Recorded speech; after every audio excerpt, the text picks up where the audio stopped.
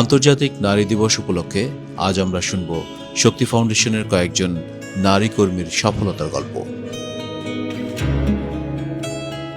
প্রথমেই এমন একজন নারীর গল্প শুনব যিনি প্রতিষ্ঠানের শুরু থেকেই দীর্ঘ ৩৪ বছর ধরে শক্তি ফাউন্ডেশনের সঙ্গে যুক্ত আছেন, যিনি শুরু করেছিলেন মাইক্রোফিন্যান্স অফিসার হিসেবে এবং বর্তমানে সিনিয়র ডিরেক্টর ও হেড অব HR হিসেবে দায়িত্ব পালন করছেন।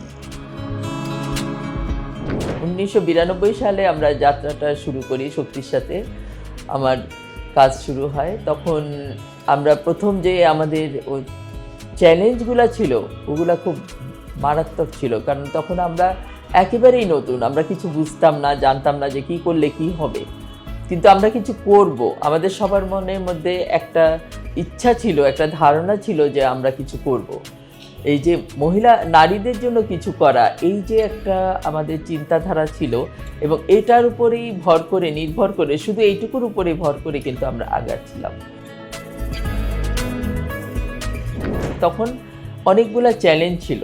একটা চ্যালেঞ্জ ছিল যে শক্তি একেবারেই যখন নতুন, শক্তিকে যে একটা পরিচিত হওয়া, মানে শক্তির বিশ্বাসযোগ্যতা অর্জন করাটা, সেটা ছিল আমাদের জন্য একটা বিশাল চ্যালেঞ্জ।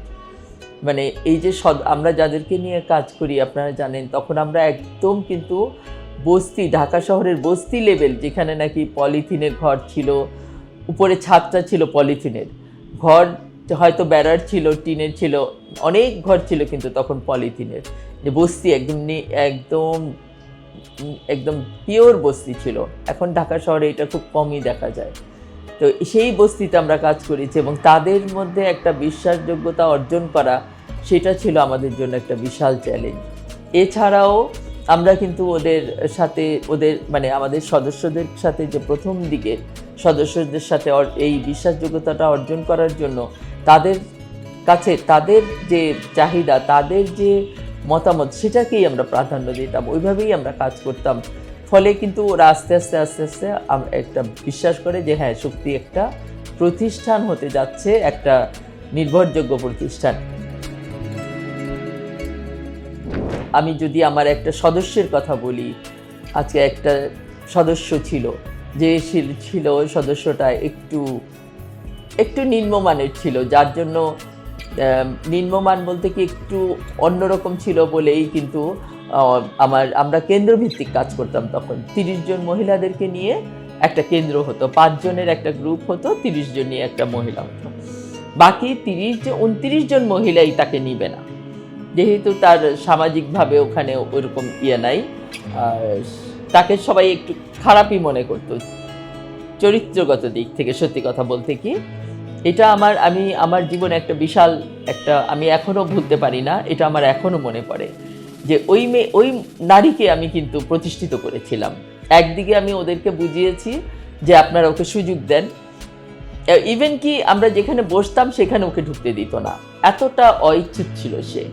কিন্তু আমি এটাকে ওদেরকে বুঝিয়ে, ওদেরকে যেভাবে হোক, ওকে কিন্তু আমি আমাদের আওতায় এনেছি, ঋণের আওতায় এনেছি। খুব ছোট্ট একটা ঋণ নিয়েছিল সে, ওইটা দিয়ে তার প্রথমে শাড়ির ব্যবসা শুরু করে সে। এবং সেই নারী কিন্তু এক সময় ওই কেন্দ্রের ভিতরে ঢুকে আর্থিকভাবে সে প্রতিষ্ঠিত হয়।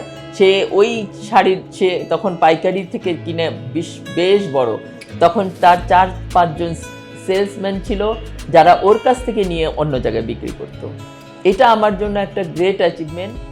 আমাদের মাঠ পর্যায়ের নারী কর্মীরা তাদের নিরলস পরিশ্রম, দক্ষতা ও অদম্য মনোবলের মাধ্যমে শক্তি ফাউন্ডেশনকে এগিয়ে নিয়ে যাচ্ছেন প্রতিনিয়ত। আসুন তাদের নিজেদের মুখ থেকেই শুনি সামনে এগিয়ে যাওয়ার সেই অনুপ্রেরণাময় গল্পগুলো।